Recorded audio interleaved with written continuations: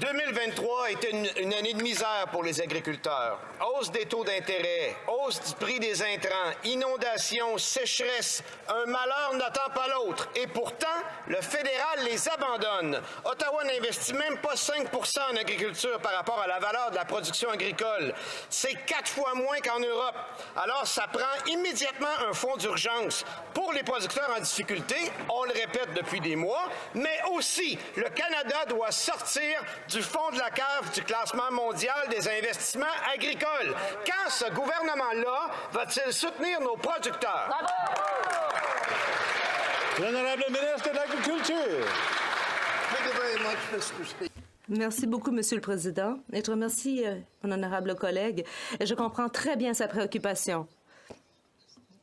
Mais il y a un programme sur les risques d'affaires qui a été mis en place par le gouvernement provincial, des territoires et aussi le gouvernement fédéral.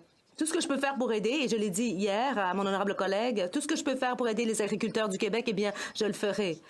Mais nous avons des lignes directrices à suivre. 2023, ça a été une année de misère pour nos agriculteurs. Mais heureusement, il y a une mesure facile à prendre pour assurer une meilleure année 2024. Le fédéral peut reporter la date butoir du 18 janvier pour le remboursement du compte d'urgence sans perte de subvention. C'est une mesure facile qui va éviter que des fermes fassent faillite. Une mesure facile qui va tellement soulager les producteurs qui travaillent comme des fous, mais qui se retrouvent quand même sur la corde raide.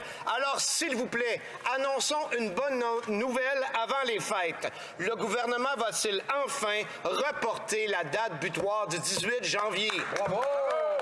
L'honorable ministre. Merci, Monsieur le Président. Alors, pour ce qui est du compte d'urgence pour les entreprises, je vous rappelle que notre gouvernement, pendant la COVID, a été là pour soutenir les entreprises avec la subvention salariale, avec la subvention au loyer et avec le compte d'urgence. Maintenant, pour le remboursement de ce compte d'urgence-là, Plan A, ils ont l'argent, ils remboursent.